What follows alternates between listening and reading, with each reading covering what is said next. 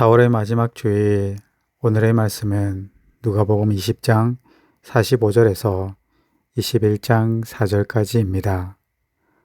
모든 백성이 들을 때에 예수께서 그 제자들에게 이르시되 긴 옷을 입고 다니는 것을 원하며 시장에서 문안받는 것과 회당의 높은 자리와 잔치의 윗자리를 좋아하는 서기관들을 삼가라.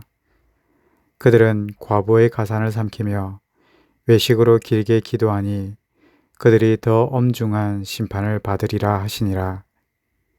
예수께서 눈을 들어 부자들이 헌금함에 헌금 넣는 것을 보시고 또 어떤 가난한 과부가 2렙돈 넣는 것을 보시고 이르시되 내가 참으로 너희에게 말하노니 이 가난한 과부가 다른 모든 사람보다 많이 넣었도다.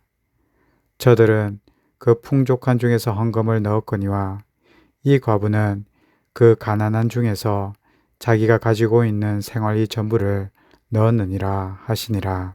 아멘. 신약 성경에 보면 몇 부류의 사람들이 등장합니다. 바리새인, 사두개인, 율법교사, 서기관, 그리고 제사장들입니다. 이러한 부류를 크게 두 그룹으로 나누면 사두개인과 바리새인으로 나눌 수 있습니다. 사두개파에는 제사장 그룹을 포함한 집단이 있었고 바리새파에는 율법 교사나 서기관을 다수간 포함하고 있었습니다. 그 가운데 서기관은 오늘날의 신학자라고 말할 수 있을 것입니다. 서기관은 큰 부자는 아니었지만 그리고 유명한 사람들은 아니었지만 장로들이나 심지어 왕에게 충고하는 사람들로서 영향력 많은 상당한 사람들이었습니다. 그리고 유명한 서기관들이 결정한 사항은 구전율법이 되거나 전통이 되기도 했습니다. 그래서 이러한 서기관들이 때로는 예수님이 자기들이 정한 전통과 규례를 지키지 않았다고 비난하기도 했습니다. 오늘 본문 20장 45절 위에 보면 제목이 하나 붙어 있습니다. 그 제목은 서기관들을 삼가하라고 되어 있습니다. 말하자면 서기관들의 잘못된 모습을 예수님께서 책망하고 계신다라는 것을 우리는 알 수가 있습니다. 과연 예수님은 서기관들의 어떠한 모습을 책망하고 있을까요? 오늘 본문에는 두 부류의 사람들이 대조가 되고 있습니다. 20장 45절에서 47절까지는 서기관과 과부가 대조가 됩니다. 그리고 21장 1절에서 4절도 대조가 되는데 부자와 과부가 대조를 이루고 있습니다. 두 단락 모두에 공통점이 있습니다. 20장 45에서 47절에는 과부의 가산에 대한 내용이 있고 21장 1절에서 4절에는 과부의 헌금에 대한 내용이 있습니다. 그런데 과부와 반대되는 측면에서 보면 앞단락에서는 서기관들은 과부의 가산을 삼키고 있고 다음 단락에서는 부자들이 그 가산으로 헌금함에 헌금을 하고 있습니다. 서기관은 과부의 없는 가산을 삼키고 과부는 더 없는 가난에 내몰립니다. 부자는 그러한 많은 부를 가지고 헌금함에 많은 헌금을 하고 과부는 겨우 2렙돈을 헌금합니다. 결국 부자는 과부의 가산을 삼켜서 더 큰 부자가 되고 가난한 과부는 있는 곳조차 뺏겨서 더 극심한 가난에 내몰리고 있습니다. 이 시대의 빈익빈 부익부의 삶을 여실히 보여주고 있습니다. 결국 서기관과 부자는 과부를 학대하며 과부를 더 가난하게 하는 사람이 됩니다. 그렇다면 성경은 이 두 부류의 사람들을 어떻게 묘사하고 있을까요? 우리는 이것을 보아야 합니다. 과부의 가산을 삼킨 부자와 서기관들, 이들의 특징이 하나가 나옵니다. 20장 47절에 보면 그들은 과부의 가산을 삼키며 외식으로 길게 기도하니 그들이 더 엄중한 심판을 받으리라 라고 합니다. 이들은 긴 옷을 입고 다닙니다. 긴 옷을 입고 다닌다는 말은 육체적인 노동을 하지 않습니다. 점잔을 들고 있죠. 늘 앉아만 있습니다. 대접만 받습니다. 그리고 이들은 외식을 합니다. 늘 사람들에게 자신의 좋은 모습을 보이며 자신의 잘난 모습을 자랑합니다. 그래서 시장에서 문안받는 것을 너무나 기뻐합니다. 회당에서는 높은 자리에 앉습니다. 그리고 잔치 자리에서는 항상 윗자리에 앉습니다. 그것이 바로 20장 46절입니다. 예수님은 말씀하십니다. 이러한 이들을 삼가하라, 조심하라 라고 합니다. 다른 말로 하면 과부를 박해하며 학대하는 이들을 닮아가지 말라는 것입니다. 이러한 삶을 살지 말고 그 반대의 삶을 살라는 것입니다. 사실 사람들은 다 이렇게 되고 싶어 합니다. 길에 가면 다른 사람들이 알아서 찾아와서 인사해 주는 인정받는 사람이 되고 싶어 하고 멋진 옷을 입고 다니면서 사람들이 나를 부러워하는 사람들이 되고 싶습니다.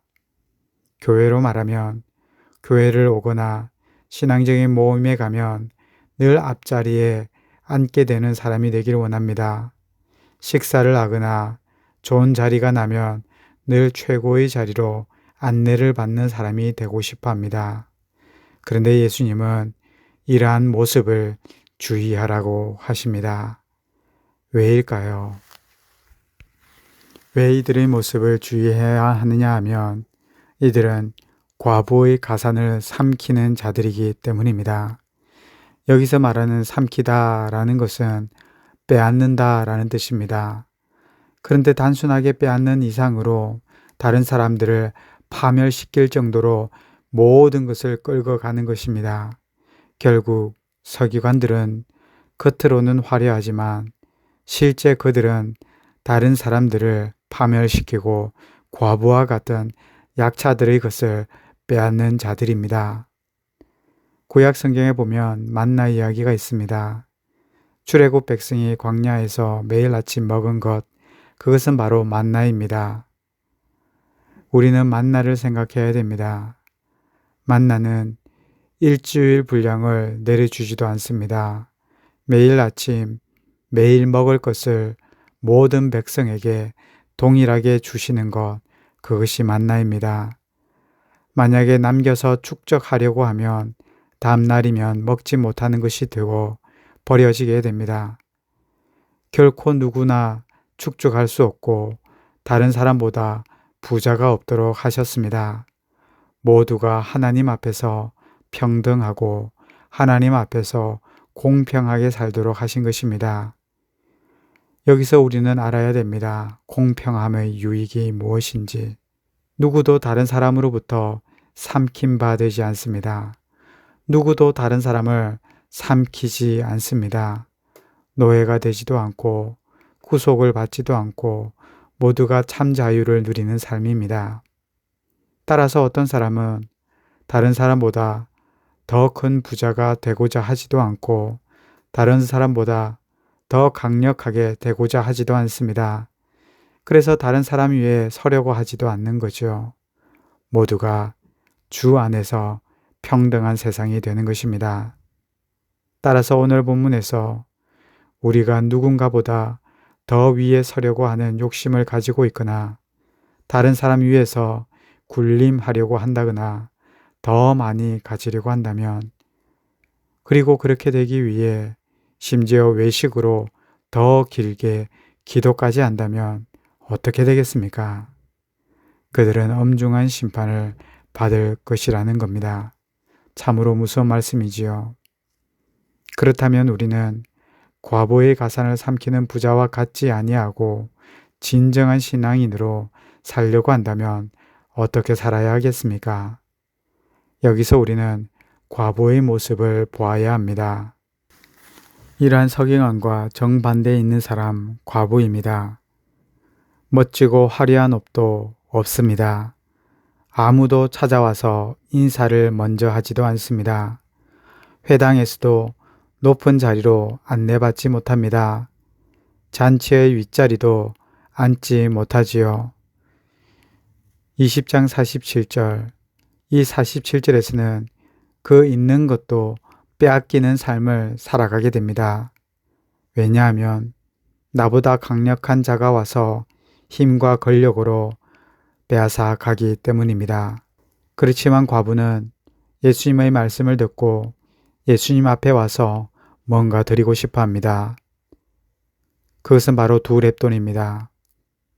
예수님은 과부의 2렙돈을 이렇게 평가합니다. 21장 3절에서 다른 모든 사람보다 많이 넣었다.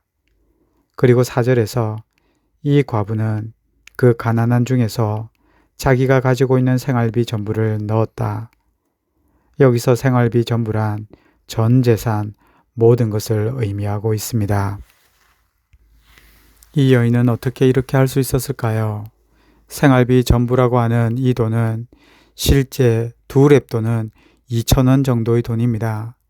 2,000원밖에 가지고 있지 않은 정말 가난한 사람입니다.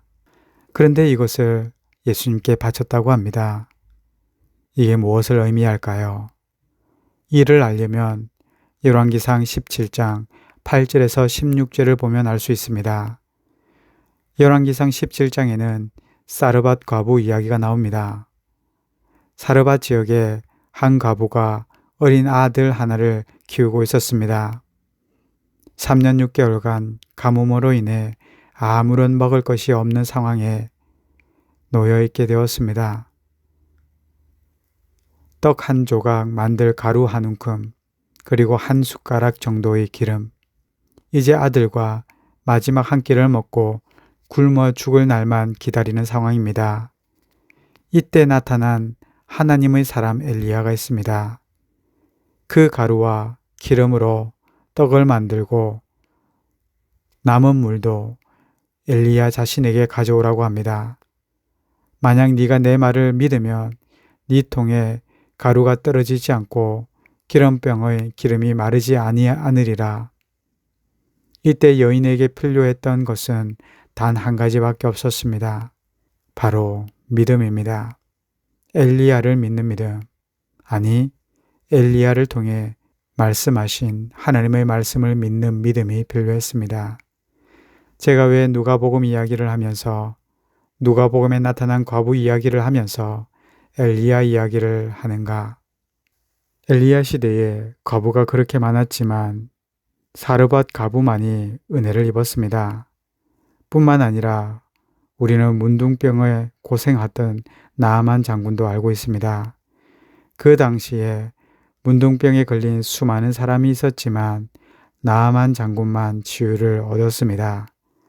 그들은 어떻게 하나님의 축복을 경험했을까요? 바로 믿음입니다. 믿음이 있었기 때문이죠.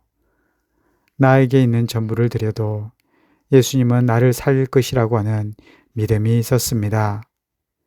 과부는 아무것 가진 것 없지만 인정받지도 못했지만 존경받지도 못하지만 심지어 신앙의 공동체에서도 무시를 당하기도 했지만 자신의 모든 것을 오직 주님 앞에 거는 신앙생활을 했습니다. 하나님께서 내 삶을 책임질 것이라는 믿음을 가졌기 때문입니다. 오늘 말씀을 통해 우리 모두에게 이 믿음이 가득하기 바랍니다. 높은 자리에 오르면 그 자리가 나를 행복하게 할 것이라는 허상을 버리고 오히려 지극히 낮은 자리에서 오직 주님께 모든 것을 걸 때 하나님의 손이 우리와 함께 한다는 것을 믿는 그 믿음이 가득하길 소망합니다. 기도하겠습니다. 하나님 아버지, 우리에게 서기관과 같은 그런 교만한 마음이 아니라 과부와 같은 그런 낮은 마음을 가질 수 있도록 하나님 도와주시옵소서. 자신이 가진 전부 2렙돈을 하나님께 바칠 수 있었던 이유는 하나님께서 내 인생을 책임질 것이라고 하는 그 믿음이 있었기 때문에 과부는 그렇게 행동할 수가 있었습니다.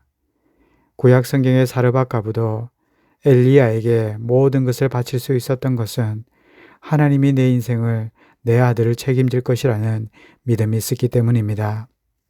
하나님, 오늘을 살아가는 우리에게도 이러한 믿음을 주셔서 교만하고 높은 자리에 앉기를 원하는 믿음이 아니라 낮은 자리에서 하나님께서 내 인생을 이끌어 가실 것이라는 그 믿음으로 승리하며 살아갈 수 있도록 인도하여 주옵소서. 예수님 이름으로 기도합니다.